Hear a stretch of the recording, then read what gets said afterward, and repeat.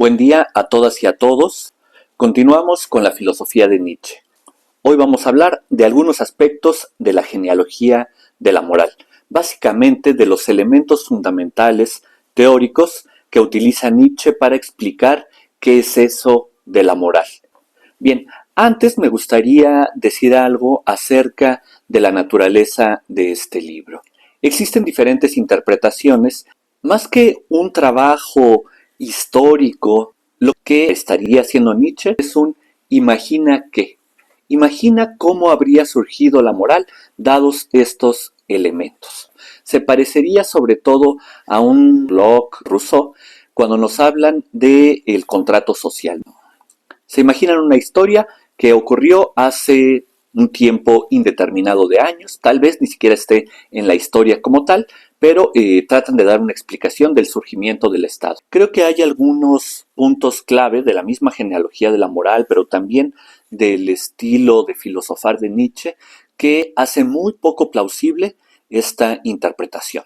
El primero es que en las primeras páginas de la genealogía de la moral, cuando Nietzsche está confrontando su pensamiento con el de los genealogistas ingleses, él dice que lo que les hace falta es un estudio histórico, es una investigación histórica para darle sustento a lo que ellos están imaginando. Y en ese sentido dice que los colores que más nos deberían de interesar cuando hacemos una investigación del origen de la moral no son tanto el azul, el rojo, sino el gris. La gama de grises que se refiere propiamente al archivo, a los documentos. Si no hay un respaldo documental de lo que estás haciendo, más bien déjalo de lado. Ahora bien, la historia que nos cuenta Nietzsche no es una historia específica, concreta de un pueblo, sino que se trata de una abstracción de todos aquellos elementos que serían comunes, que comparten todos los orígenes de la moral. Esta historia es una historia abstracta, sumamente general. Por otro lado, él ha criticado una y otra vez este intento de oscurecer la historia, este intento de tergiversarla, ¿no? Que es propio de muchos estilos de pensamiento, etc. Bien, entonces esto fue acerca de la naturaleza del texto.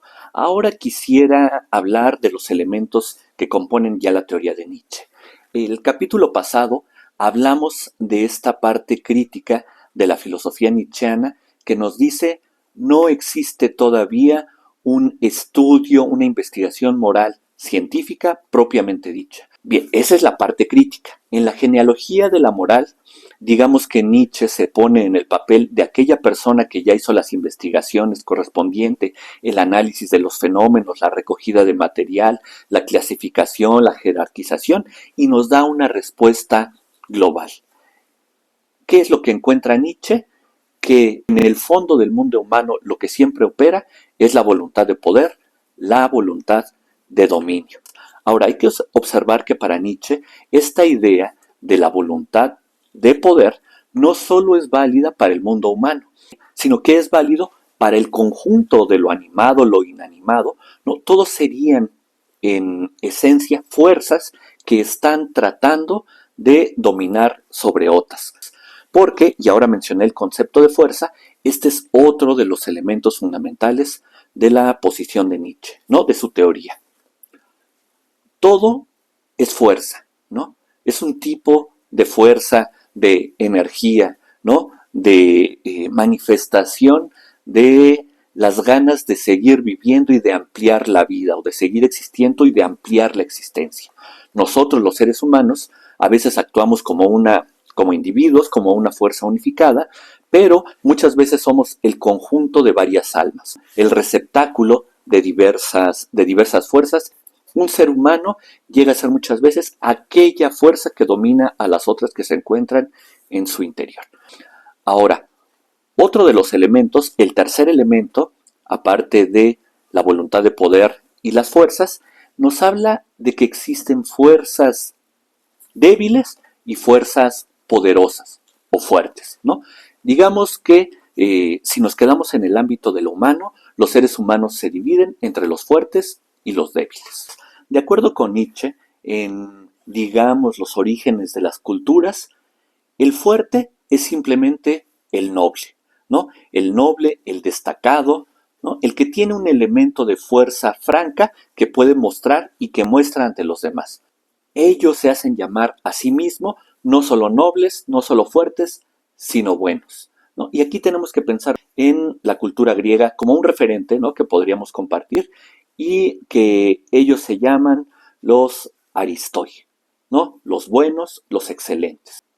Mientras los nobles se encuentran en la parte de arriba de la pirámide, en la parte de arriba de la organización social, del manejo político de la comunidad, los otros, los débiles, son la mayoría, son el conjunto de la población más o menos mediocre, y ellos reciben de parte de los nobles el calificativo de plebeyos, muchedumbre, pueblo, lo que no te habla de una maldad, sino más bien alguien limitado.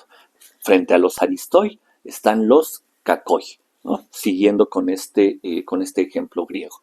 Y eso es muy claro en la Ilíada cuando aparece este personaje del pueblo, Tersites, o más aún en la Odisea, cuando Odiseo llega a la casa de su porquero Eumeo, y como llega bajo el aspecto de un indigente y de un viejo, Eumeo, una de las palabras que le dice es que él, ¿no? Ese indigente y viejo, es malo.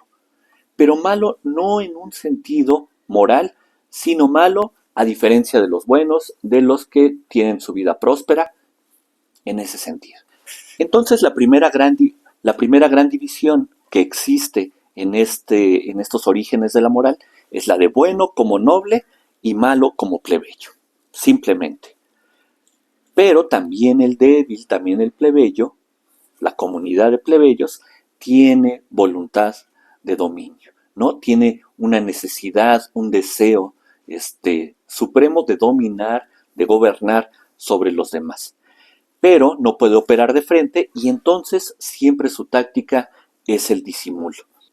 Es así que cuando una parte de este elemento plebeyo asciende al poder, su manera de ejercerlo no es a través de la fuerza física, de ese dominio abierto, sino a través de estrategias, de engaños, de trampas, de ilusiones, y es donde aparece la figura del sacerdote.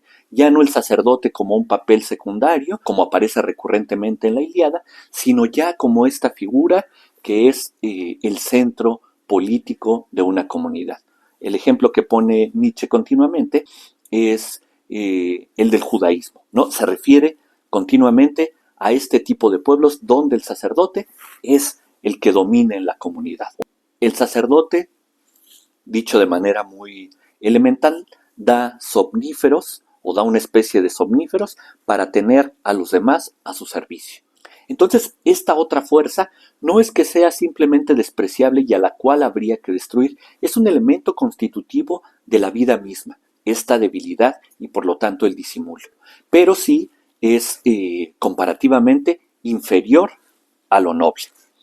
Ahora, pero es este mismo elemento de la debilidad la que hace que la historia se desenvuelva, se desarrolle. De otra manera, todo se quedaría inmóvil, los fuertes, los débiles, relaciones de dominio y la eternidad. Y no, por el contrario, hay luchas de poder. Y en esa lucha de poder, el débil llega a un momento que con sus técnicas gana, ¿no? Y hace que buena parte de la población, de la comunidad, obedezca a ese poder. Pero entonces ya introdujo lo plebeyo, lo villano, dentro del ámbito del ejercicio del poder y de la lucha por el poder. Cuando la debilidad llega al poder, entonces se van a trastocar estos primeros valores. El bueno ya no va a ser el noble, el bueno va a ser el que no hace daño y el que tiene una especie de conocimiento, ¿no? Esa es la fuerza del débil. En cambio, el malo va a ser ahora el que no respeta esas reglas, ¿no? La regla del conversar, del razonar, de el escoger las estrategias políticas y el que más bien actúa de frente. Esa persona franca, guerrera, ¿no? Bastante fiera, va a ser el malo. Entonces Nietzsche nos va a decir que estos son los dos pares de conceptos fundamentales, bueno y malo y bueno y malvado, ¿no? Una, la moral de los amos, la otra, la moral de los esclavos. ¿Qué va a pasar a lo largo del tiempo? No simplemente van a estar chocando de diferentes maneras, sino que se van a ir entremezclando. Alguien podría decir, claro, los fuertes son los que ganan, los débiles son los que pierden. Y aunque lleva algo de razón esto, no es del todo acertado, porque a veces los fuertes pierden y los débiles ganan. ¿Qué caracteriza a estos dos elementos que luchan a lo largo de la existencia? Bueno, los fuertes, dice Nietzsche, son esas personas, esas fuerzas que pueden expresarse de manera abierta, ¿no? Expresan su sed de dominio, ¿no? Su voluntad de poder de manera abierta, franca. Los débiles, en cambio, son aquellos que se manifiestan de manera reactiva, ¿no? Entonces utilizan como una de sus primeras estrategias el disimulo y los sentimientos que operan en ellos, fundamentalmente el resentimiento. Esta es una manera, no, pero basta que abramos un poco los ojos para ver que también en nuestras relaciones cotidianas y que no tienen que ver con la construcción de una comunidad política, está presente el poder. Lo que pasa es que Nietzsche dice que en todas y cada una de nuestras relaciones, de nuestras acciones, está en juego la voluntad de poder. Incluso el amor, ¿no? Lo señala muy claramente Nietzsche en diversos pasajes, es explicable en términos de voluntad de poder, ¿no? Porque alguien podría decir, bueno, el amor, la compasión, no, también estos elementos son explicables a través de esta dinámica fundamental que orienta a todo el mundo. Pero antes de terminar, quiero plantear algunas preguntas. Y esto tiene que ver con una idea que existe acerca del origen de las culturas. No me estoy refiriendo aquí solamente a los hábitos y las costumbres de carácter justo, injusto, piadoso, no piadoso, etcétera, sino al origen de una cultura.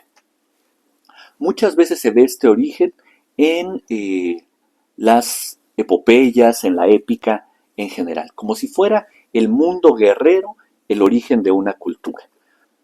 Pero realmente debemos de considerar esto como el origen de una cultura y por lo tanto el origen de la moral.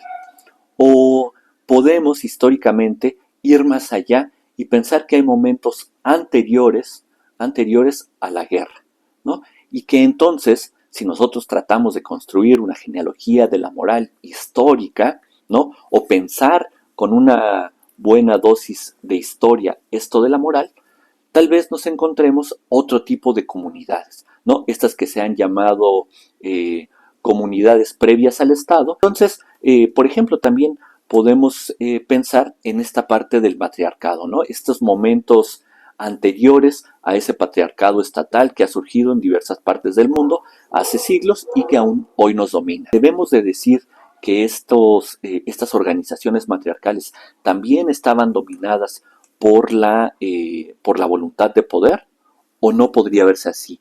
¿Qué lugar tendría aquí la nobleza? ¿Habría una diferencia como la que se plantea en épocas guerreras entre la nobleza del guerrero y la debilidad del pueblo, de la masa? Creo que son cuestiones que tenemos que preguntarnos para leer a Nietzsche y darle la dimensión que tiene esta teoría, ¿no? La teoría que él nos está proponiendo. Bien, espero que haya sido de su interés esto que hemos platicado hoy. Déjanos tus comentarios. Hasta luego.